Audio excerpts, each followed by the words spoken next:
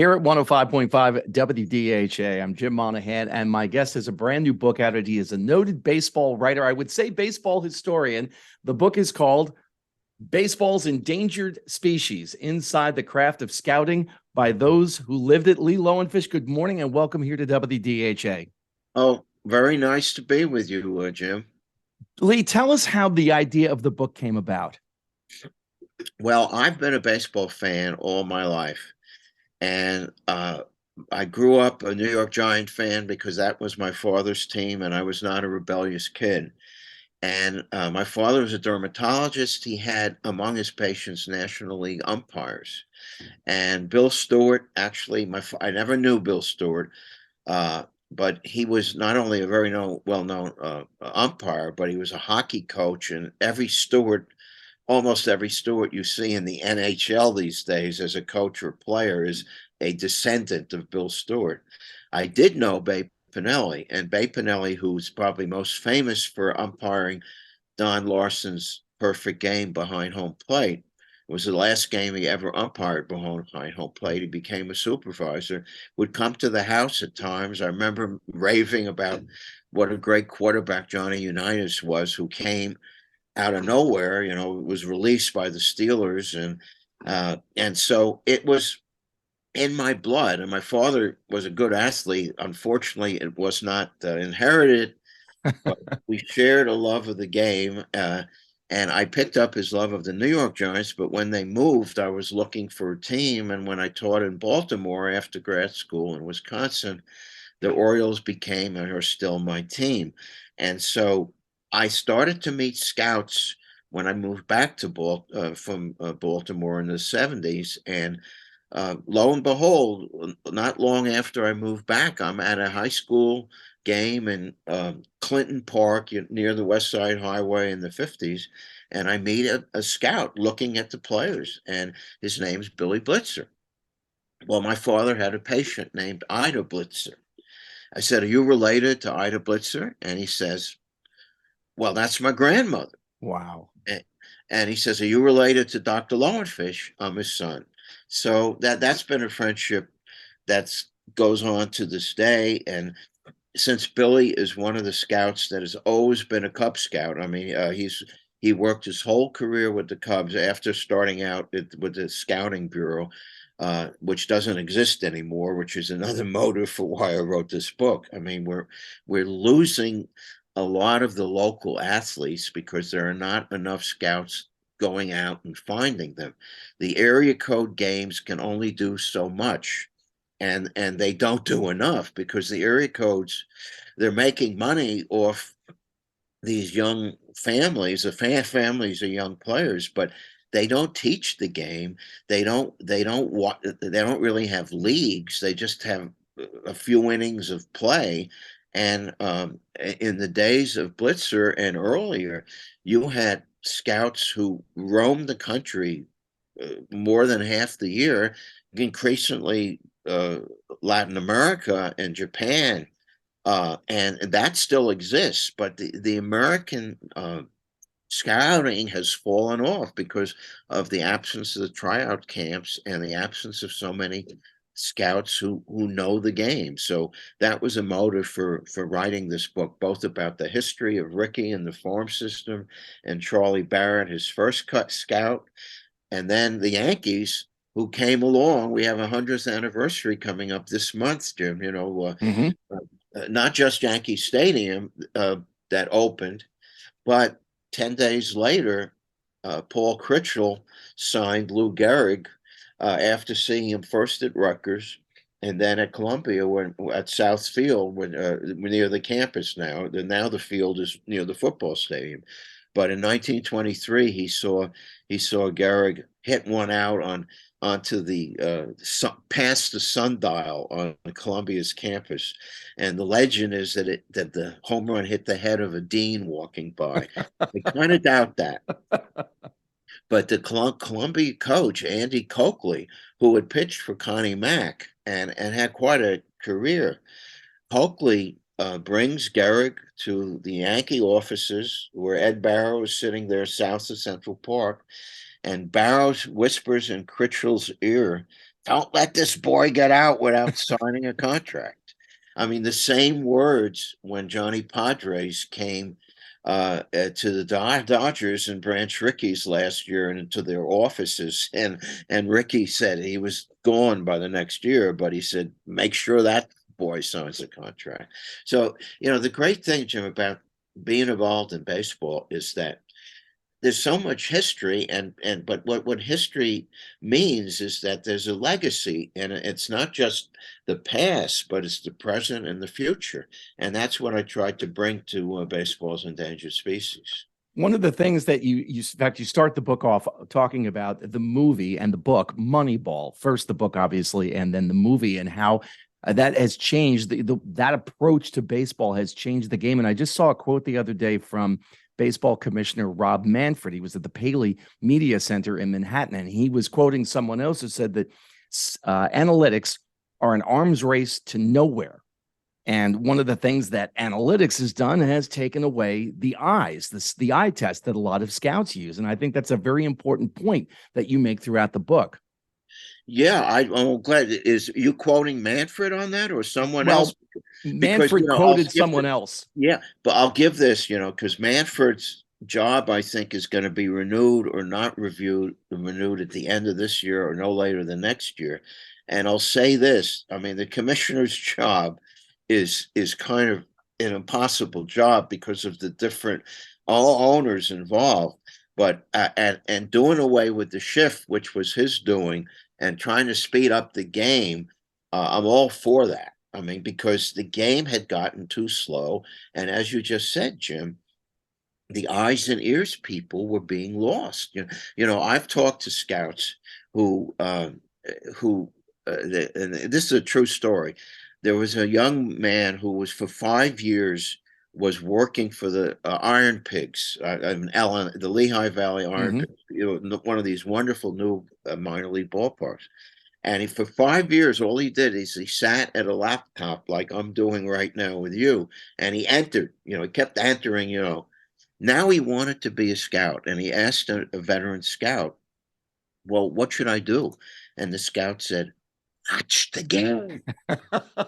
Watch the game." Because unlike football, where you have to watch the film because you don't see so much of what's going on, and they're wearing helmets.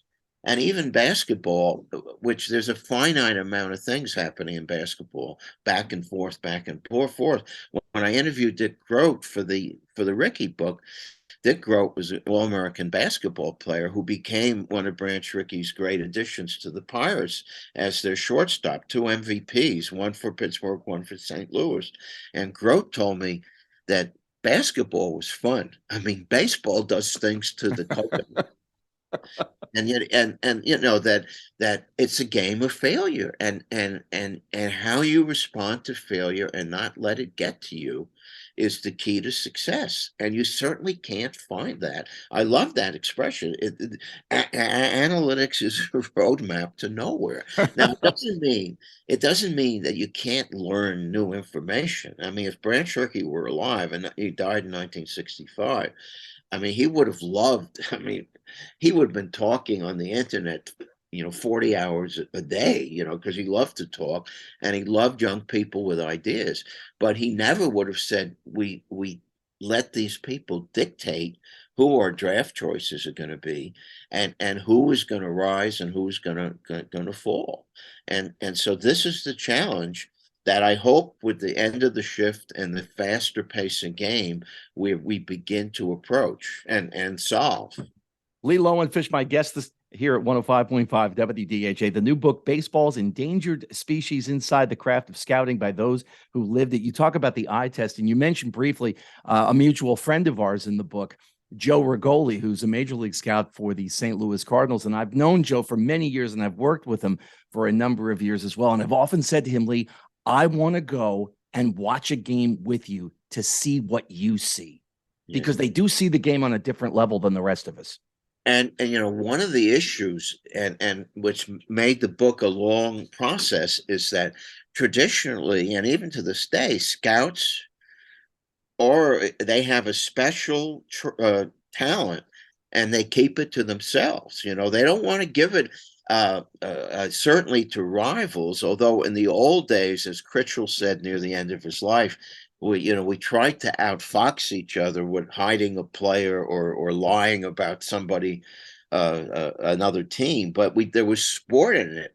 Now there's no sport in it anymore. And Bertie Tabbits, who I give the prologue of the book to, because I mean he never published his diary. A cousin of his did after he died, because he was afraid of any information going out. But he did say enough to the public to make him the man I wanted to open the book with, because he got his. I mean, Critchell came to his home, and his mother was a widow, and she got the feeling that Critchell wanted to sign him out of high school, but his mother, Bertie's mother, said he's going to college.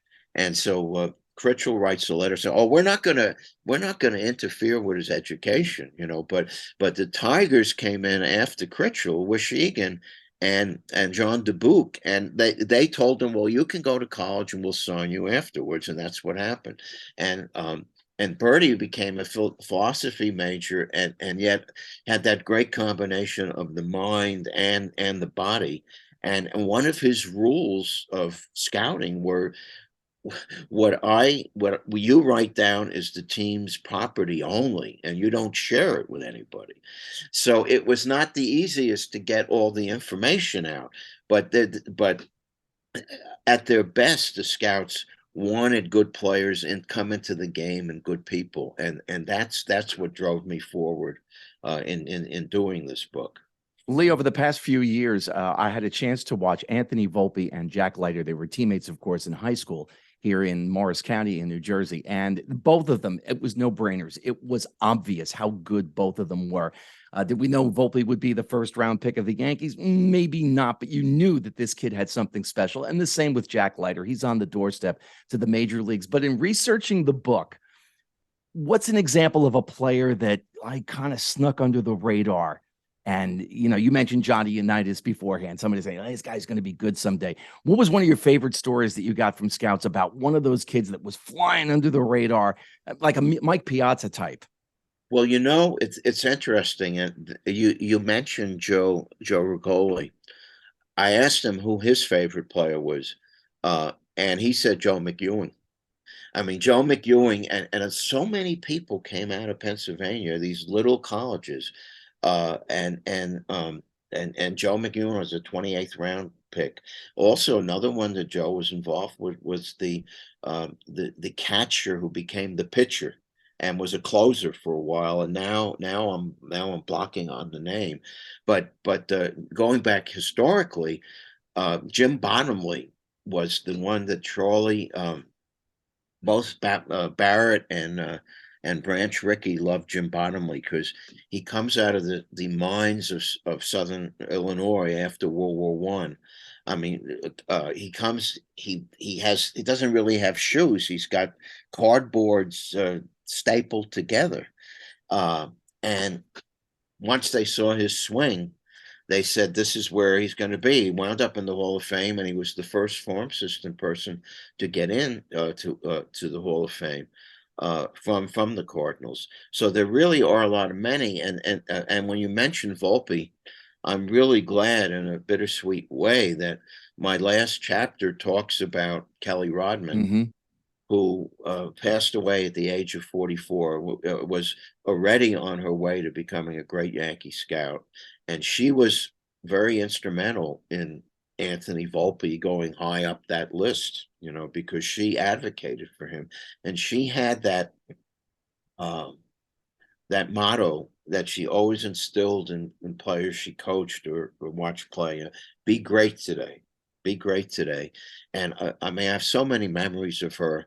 um, uh, uh, the late John Taminia, who you probably knew either, Yes. well, who was proud that he picked Rob Bell out of Hudson Valley to be a White Sox pitcher.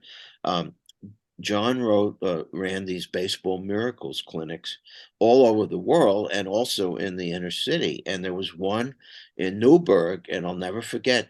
There was Kelly was still in the fullness of health, with her blonde hair flowing, and she was leading these kids from maybe age 9 to 12, and running from station to station, throwing here, hitting in a cage there, and you could just see the zeal that she brought, and I'm happy to have put that in my book. There, the pictures of her at the draft with Nick Swisher, and also with uh, Matt Oppenheimer, the scouting director, and Matt Hyde, the area scout, Kelly and Volpe, when he was signed as the #1 draft pick. And on April 25th at Polar Park in Worcester, there'll be the maybe now the 8th annual Kelly Rodman Memorial All-Star Game of high school and college players that Matt Hyde of the Yankees and Ray Fagnant, the Hmm. area scout of who took the mantle of Bill Enos. I've been to this. I'm going to try to go again. It's a wonderful event. The kids come from colleges. Pedro Martinez's son was there a couple of years ago when I was there, and fathers come, and the kids are either going to college or staying in college. I'm sure draft picks have come out of it, but it's an example of Red Sox Yankee scouting cooperation, to see that when players come into the game, they know something about fundamentals, and they know something about being teammates, because I've learned so much from the New York area scouts, and I'm glad to be with you to talk about it. I mean, Dennis Sheehan, who's now the scorer up at Hudson Valley. I wear this cap, Jim, because I threw out a first ball when my Ricky book came out at up there in Fishkill when it was a Rays team, and Dennis Sheehan talked about the need for players to know to be teammates, because there's so much hype about the money going around, and everyone has a Twitter account, but it's a team game played by individuals. And once again, by the way, the New York people that have done such greatness in the game. I mean, one of the great quotes I ever heard in baseball came from Joe Torre when he came back to manage the Yankees, as he'd been a broadcaster, and he hadn't been a great success as a manager. I mean, clueless Joe, right? Sure. And they asked him, what he missed, and he said, "I missed the winning, and I missed the losing." And that's because I mean, like, you don't want to lose. No one wants to lose, but it's a fact of life. And it's, you how you react to that, and how you share the loss and build from it. As Glavin, who I have in my book with the scout that signed him and Chipper Jones, Tony DeMacio, uh, Glavin told me that uh, the Braves got to be good by losing together as a team, because they had Lemke and Blauser, and they had Smoltz and Steve Avery and Justice, and they weren't good at first, but they came up together and they won, and that's why I have some doubts about the Mets, because they have come from all over, and they have an owner who wants to be a celebrity, and I don't. I mean, it worked for Steinbrenner Yes, in a it did. different age, but the Yankees only became good when he was suspended. So, And of course, I think age is starting to show already with the Mets. Lee Lowenfish, my guest here at DHA, baseball's endangered species, inside the craft of scouting by those who lived it. Lee, before I let you go, there's another book that you wrote, and I have used it time and again, as I was mentioning to you before we came on together. I'm a high school pitching coach, Jonathan Dayton, in Springfield here in Union County, New Jersey. And the book that you wrote with Tom Seaver, The Art of Pitching, Lee, I cannot tell you how many times I have gone back to that book again and again and again for tips from obviously one of the greatest pitchers of all time. well, it was very satisfying for both of us when we heard comments like this. I'm so sad that he passed. And had such tough last years, but I mean, he handled it with the grace he handled everything in life.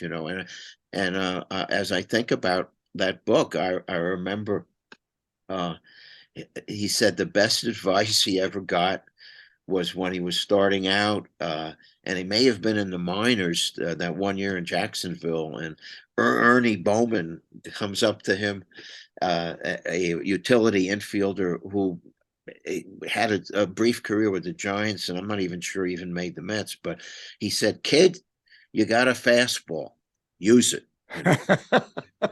And Seaver said that, the two best pitches in baseball are the fastball and the fastball, in different locations with different velocity, but Right. One of the points in the book is that even if it's not your best pitch, there's a reason that it's number one when the catcher puts it down. That has to be the pitch that you command the most. that's right. That's right. And now